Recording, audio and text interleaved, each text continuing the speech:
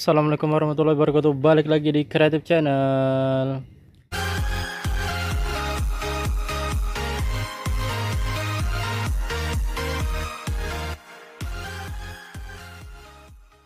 Oke guys, balik lagi di Sentra Rumah Jamur Insan Serbelawan, channel inspirasi, motivasi, dan semangat untuk berwirausaha guys.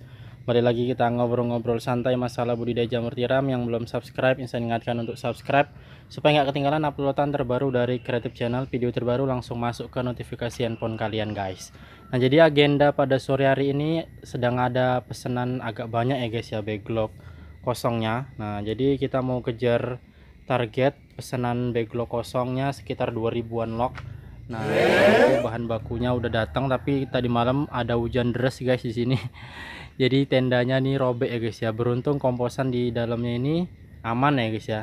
Nah, aman lah, nggak terkena air begitu banyak. Ya, karena memang hujannya deras ya guys ya. Nah, itu sampai robek ternyata di atasnya itu.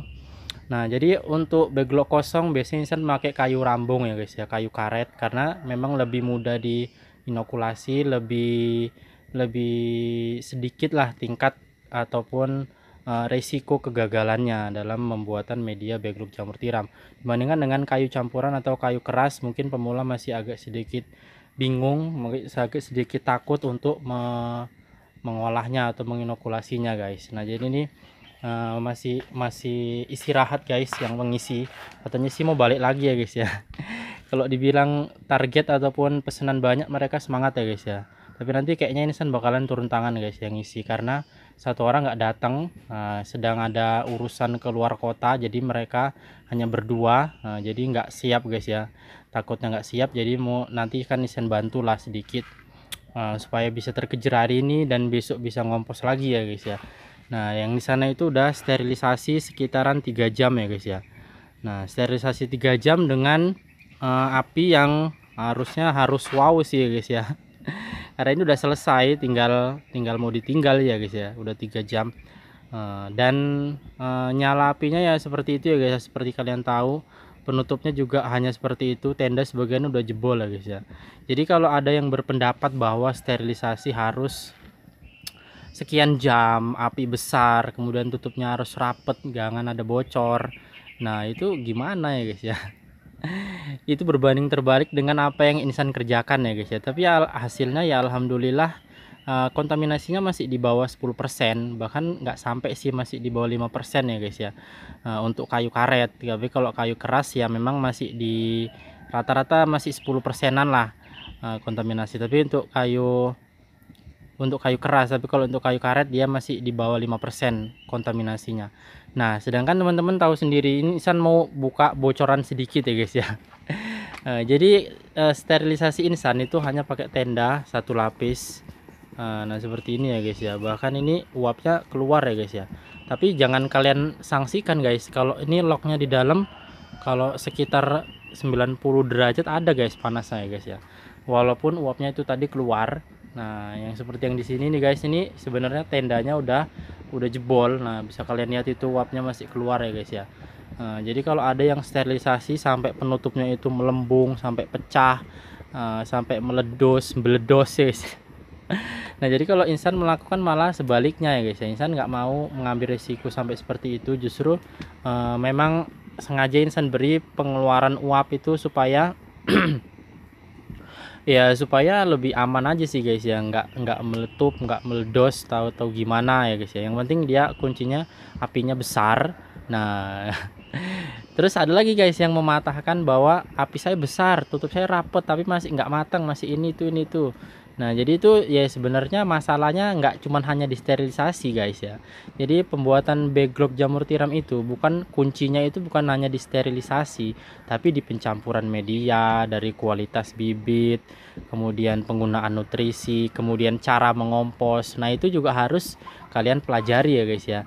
Jadi nggak hanya kuncinya itu nggak hanya dari sterilisasi. Bagus pun kalian dalam sterilisasi, tapi mungkin pemilihan media salah, kemudian kualitas dedek dan kapur juga kurang bagus. Nah, itu juga bisa menyebabkan kontaminasi guys. Jadi nggak hanya di sterilisasi ya guys ya. Jadi kita terkadang Insan membaca komentar-komentar di Facebook ataupun di YouTube, di komunitas yang menanyakan masalah kegagalan dalam backlog jamur tiram.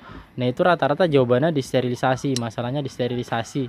Padahal ya kalau mau kita kaji itu ada beberapa tanda-tanda ya guys ya masalah. Sebenarnya udah insan bahas sih guys ya.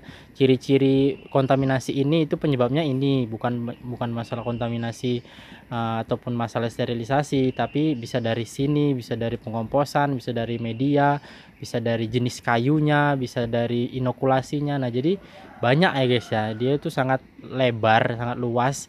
Makanya kita butuh eksperimen, kita butuh belajar, kita butuh bertanya, kita butuh sharing untuk mendapatkan cara ataupun mendapatkan metode yang terbaik yang menurut kita itu bisa kita gunakan terusnya ya guys ya. Bisa kita gunakan seterusnya, bisa kita ajarkan kepada orang lain. Nah, jadi harus benar-benar kita kuasain dari masalah pemilihan jenis kayu ya guys ya. Karena insan juga udah sekian tahun bermain jamur, udah mencobai beberapa ataupun berbagai jenis kayu ya guys ya, dari mulai kayu keras, kayu campuran sampai kayu gatel ya guys ya. Di sini namanya kayu engas. Kemarin itu mungkin ya memang nggak sengaja ya guys ya. Kita nggak tahu juga kalau di situ ada terdapat kayu itunya. Jadi tekstur kayunya itu sebenarnya halus, tapi dia seperti ada gelugut-gelugutnya gitu guys. Nah, jadi dia itu kalau terpegang tangan, kalau telapak tangan mungkin aman ya guys ya. Tapi kalau bagian atasnya ini, kemudian sela-sela jari ini itu nyucuk-nyucuk guys ya, gatel. Kalau yang nggak tawar ataupun nggak tahan dia langsung iritasi, bengkak, kemudian bahkan kemarin itu anggota insan sampai jaruman ya guys ya, gara-gara buat backlog atau ngisi backlog dengan kayu ngas itu tadi. Nah jadi beberapa jenis kayu itu harus kita ketahui ya guys ya, ketahui nutrisinya, kemudian takaran kapurnya, kemudian pengolahannya, sterilisasinya dia butuh berapa jam, kemudian lagi bibitnya. Makanya insan selalu menekankan kualitas bibit. Kalaupun media kalian kurang steril ataupun pencampuran yang kurang rata tapi bibitnya bagus, berkualitas, ya mudah-mudahan masih jalan, masih tertembus oleh backlognya itu tadi, oleh bibitnya itu tadi, karena bibit yang bagus ya guys ya. Nah, jadi untuk penggunaan bibit juga jangan terlalu pelit ya guys ya. Kalau mungkin senior, master pengusaha besar itu bisa dalam satu botol untuk 40 sampai 50 backlog. Tapi kalau untuk kita, terutama buat teman-teman pemula ini, jangan terlalu pelit bibit ya guys ya. Ya maksimal itu 30 log lah. Itu udah ukuran insan ya guys ya, 30 log. Insan mengajarkan untuk mitra-mitra pemula itu hanya 20 sampai 25 log aja. Tujuannya apa? Tujuannya supaya mereka dulu guys, terbangun rasa percaya dirinya. Karena kalau udah 20 sampai 25 log per botol itu kemungkinan jadinya itu udah di atas 70% ya guys ya. Kalaupun gagal itu hanya sekitar 20-an persen. Nah, jadi kalau semakin banyak persentase keberhasilan, maka kepercayaan diri si petani itu tadi, si penanam itu akan semakin tinggi. Nanti kalau lama-lama baru kita mundur ke 27, kemudian 28, kemudian 30. Nah, kalau insan sendiri nyaman di ukuran 30 sampai 33. Dan insan punya bibit sendiri ya guys ya. Nah, jadi nggak harus satu botol itu kita ikutin anjuran dari si penjual. Ya kalau si penjual ya memang menyuruhnya itu mungkin ya banyak-banyak ya guys ya. Banyak-banyak atau sedikit-sedikit lah, supaya ini bibitnya bagus, ini satu botol bisa untuk 50 backlog ataupun 60 backlog.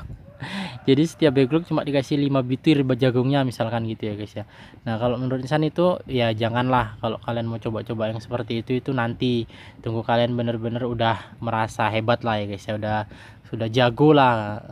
Jadi kalian nggak takut-takut lagi mau coba yang seperti itu, karena jujur insan sampai saat ini aja masih pakai bibit yang jor-joran ya guys ya. Jadi sayang. Nah, jadi mungkin itu aja lah ya guys ya video kali ini. Kalau ada yang mau ditanyakan bisa tulis di kolom komentar di bawah. Kita jumpa di video yang berikutnya. Assalamualaikum warahmatullahi wabarakatuh.